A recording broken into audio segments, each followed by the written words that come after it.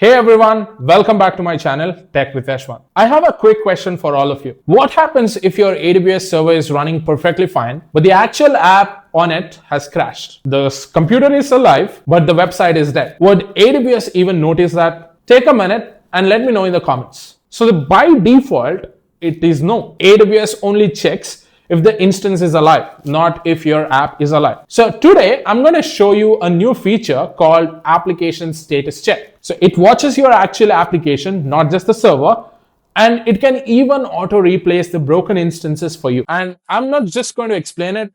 I'm going to set up one live, break an app on purpose, and show you what happens.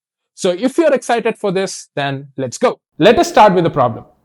On AWS, EC2 already has two basic checks. If you are already aware of it, do let me know in the comments what are those two basic checks. So if you do not know, the first one is instance status check. It is going to let us know if your virtual machine itself is running. Second one is system status check. Is the underlying AWS hardware is okay or not? So both of these are about the server. Neither one asks, hey, is my website actually loading? Is it running fine? And here's the real world example, right? So imagine your app crashes or it runs out of the memory or a background process hangs. So in that situation, the EC2 instance is still technically running. The lights are on, but nobody is at home. So your customers will hit your site and get an error. But AWS's basic check say everything is green and healthy. That's the gap. Application status checks closes that gap.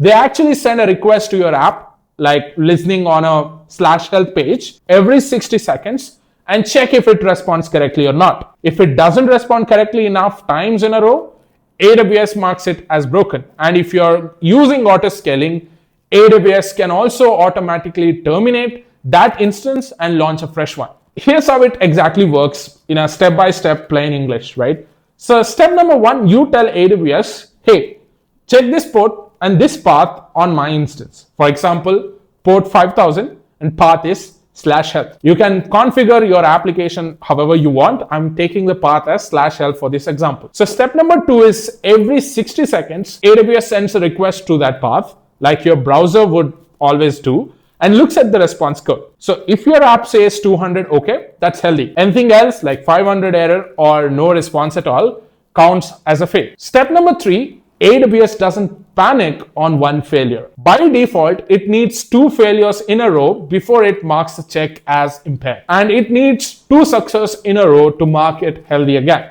So this stops one random blip from causing chaos. Step number four, there's always a grace period. So every 5 minutes will be counted, or 5 minutes by default is the grace period.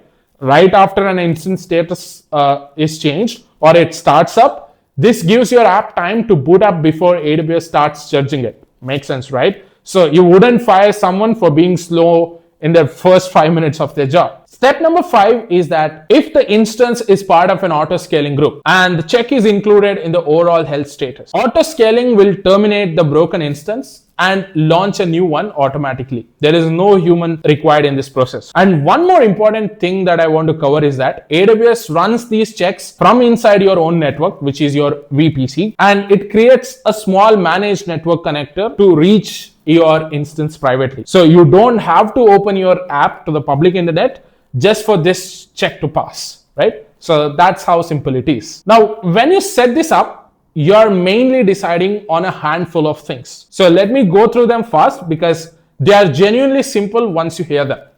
First one is protocol, HTTP or HTTPS, whichever your applications uses. Port, which port your app is listening on, like 80, 443, or in our demo, it is going to be 5000. Path, which URL to check. A lot of apps uses something like /health. And status code matcher, which response code counts as healthy. Usually it is just 200. Failure threshold or success threshold. How many fails or passes in a row before it flips the status? Default is 2 for both. Timeout, how long AWS waits for a reply before calling it a failure. So default is 6 seconds. Grace period, how long to wait after launch before checking at all. Default is 300 seconds, so it is going to be 5 minutes. Aggregation, pay attention here. It's either included or excluded. So included means this check affects the overall health and can trigger auto scaling replacement. Excluded means it just reports data quietly without taking action. So this is good for testing a new check safely before turning it to loose, right? So you don't need to memorize all of these things that I mentioned. Just know this knob exists, and defaults are honestly pretty sensible for most people starting up. Now, a quick but important tip before we jump into the demo. When you add a new health check to a server that's already running in production, don't turn it into included right away. Set it to excluded first. Why? Because in excluded mode, the check still reports a status, but it can trigger auto scaling to kill your instances. So you get to watch it for a while, make sure it's reporting correctly, and only then flip it to included once you trust it, right? So this one tip alone can save you from an accidental mass instance replacement. First, here's my sample application, right? It's a tiny Flask application, just Python with two routes that matter. One is slash, just says hello, which is going to prove that the app is up. And then we have health, which returns 200 OK when things are fine. And I have built this in a way to break it on demand. So you can run it on an EC2 server, and I can show you that as well. And you can just run it with Python 3 app.py, and it listens on port 5000 on all the network interfaces. So EC2 application status check can reach it on port number 5000, and we can check that as well. So what I've done is I have documented everything on this GitHub repository. So please go ahead, use this repository, play around, and also see if you can deploy this on the production environment. So what I've done is I have given you the guide to set up the demo environment. One, you need to have an EC2 instance up and running. So I have chosen Ubuntu based T2 micro EC2 instance, and I have put that in my default VPC. But it doesn't mean that you only should place that in default VPC. It can work on your own EC2 and on your own VPC that you have created. Okay. And for the security group, as you might already know, SSH port is required in order for me to log in. So I've allowed port 22 from my IP. For this sake of simplicity, I've allowed from everywhere, but I'm going to destroy this EC2 instance after the recording. And I've also allowed port number 5000 inbound from the security group, which will make sure to check the health of this application using that port. I have installed Python and Flask on my instance. So you can do that with sudo yum install, or if you're using Ubuntu based instance, you can use this particular command to install it. And once you have that, go ahead and install the Flask and you should be good. Okay, so I've completed the step number 2 and we'll proceed further with step number 3, where we are going to run Python 3 application. All right, so if you see here, I've logged into my EC2 instance, and what I've done is I've cloned this entire repository on my EC2 instance, and that's why you see this AWS EC2 instance status check demo. And if I'm listing all the files that are present here, I can see app.py and readme.md. Right? So that is required in order for me to proceed further. So I have cloned the entire repository. So let's go ahead and run the application itself. So for that, you need Python 3 app.py. So let's go ahead and run that. So I'll just paste that and hit enter. And if you see here, it is serving the Flask application and it's running on the local host with 5000 as a port number. Okay. So either you can access this or this, right? So if you remember, we had different routes for this application. So for us to confirm whether the application is working fine on the local machine, I'm just going to run this curl command, http localhost 5000 and with the /health. So I'm just going to run this. You should get 200 response. Let's see if that works. If you see here, I got a status check as okay, and the time is this. If this confirms that, we are getting the application response back and the status is 200 okay. Okay. And if you see here on the other terminal, I'm also seeing from where exactly the ping came in, and it was a get request on /health, which used HTTP 1.1. The request was 200. Okay. So if this looks good, let's go back. And what we need to do is we need to create the application status check now. So there are two ways for you to do it for now. One is to use AWS CLI commands if you want. I've given all the commands right here. You don't have to do anything other than replacing your instance ID and the application status check code that you're going to get. Okay.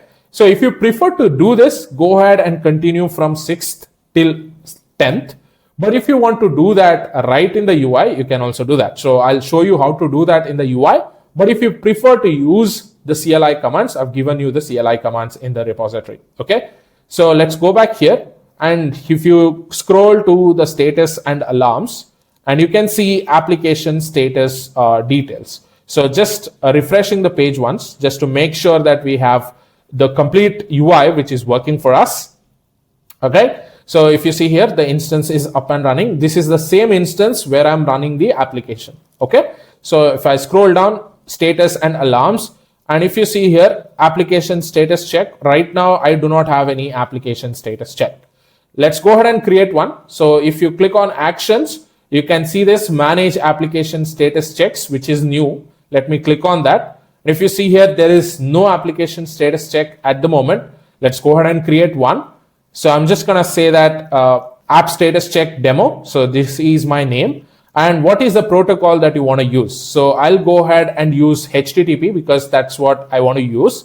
Either you can select HTTPS or HTTPS P. Okay. The port number where exactly your application is running. So the port on which the instance is listening, meaning instance in here means your application exactly. So if you remember, my application listens on port 5000, can use that. And path, which path should I monitor? Which part should I see? What is the status of the application? So in our case, it was /health. Okay. And keep the IP version as default, and device index, don't make any changes here. Now, if you want to set the timeouts in seconds, basically the number of seconds to wait for the response before the check is considered failed, can leave that here. But every 60 seconds, it is going to check the response. Okay. And the status code matcher, basically which response should this application status check expect whenever it sends a response or request to the application itself. So we are going to set that to 200 and we'll leave that as default. Failure threshold, basically the number of consecutive failures before the instance is marked as impaired. So we are leaving that to 2, but minimum is 2 and the maximum is 10. Can leave that as blank to use the API default. And you have success threshold, similar to the failure threshold, the number of consecutive successes before the instance is marked healthy. And initializing grace period, the number of seconds to wait before starting the check after association. So you can set it to 1 or the maximum is 600. Now check this out here. By default, the aggregation status is selected as included, right? So you should stay awake here. So the aggregation should be set to excluded. Remember what I said earlier? I want to watch this check work completely correctly before I let start replacing the instances. So this command or this settings that I have done here will give you check ID, which looks something like ASC hyphen and things like that, alphanumeric character. So you can grab that and you can associate that is application status check to an EC2 instance. So I'm going to set it to excluded. If you do not know what's excluded, check the previous part. You will understand what is excluded, what's included. Now, I don't want to specify any network paths, so everything else looks good. Let's go ahead and create the application status check. So it says initialization grace period. So let's set it to 10 for now. Okay. So it is also asking for the timeout seconds. So I'm just going to go with 10 again here. So just to keep it simple.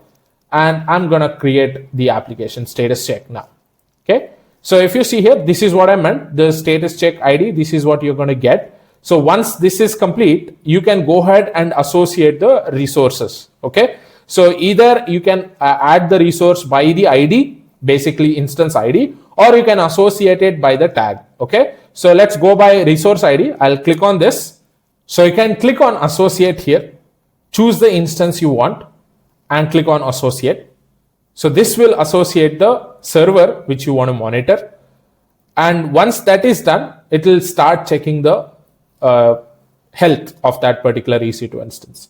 So if you want to check that, so let's give it a moment. If you see here, you will see associated resource by ID. It is showing as 1 now.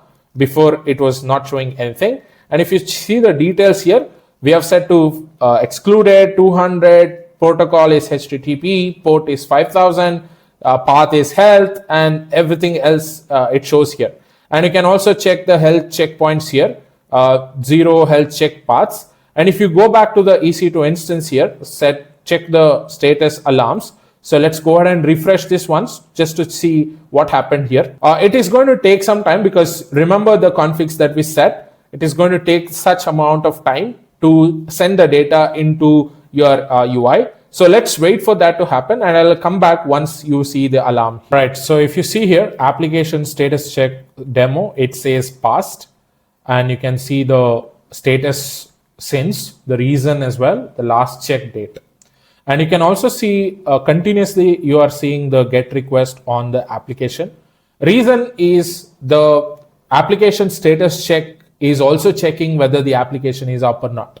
So we'll do one thing. What we can do is we'll break this application by default. So I want to do this just to check if everything is working fine or not. So what we'll do is let's do this. I'll just say curl and http:// let's grab the IP address of this EC2 instance. So I'm just going to go here, copy this, paste that here. Okay. And I'll say 5000 and I'll also add /break. This is intentional. I'm just going to execute that. If you see here, it says it's going to break that now. It's going to break the application and you should not be able to see the request. And if you see here, it's unhealthy. The get request health was unhealthy and it's breaking now. Let's go back here. The status check here should automatically change to failed after 2 iterations of the check, right? So because in the application status check, we mentioned after 2 consecutive failures, you need to change that to failure and that should be visible as well. So let's give it a moment and this should change. The status should change to failed. And if that is there, it confirms that everything was working expected. So if you see here, I'm continuously getting get request on health is 500. And this should raise an alarm in the application status check. And the status should be failed. I'm just going to refresh it again just to make sure. I want to show that to you. Yeah, if you see here, right now the application status check is failed. And it is since so and so time. And last check time is this. Now, if I bring back the application again, it should work without any issues. And this feature was highly important for all the people who are going to deploy something on an EC2 instance. And we just had 2 of the status checks. Now, if you see, we have 3 status checks here. And this is going to be the game changer if you're deploying any application on an EC2 instance.